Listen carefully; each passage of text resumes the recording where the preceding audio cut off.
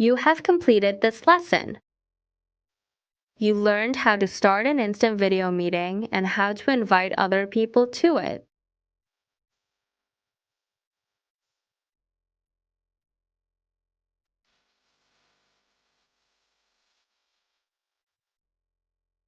Then you experimented with settings. You turned your camera and microphone on and off and turned on closed captions.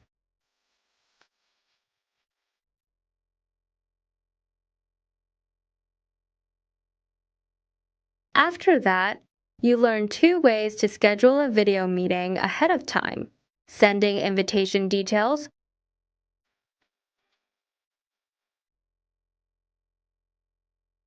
or creating a Google Calendar invite.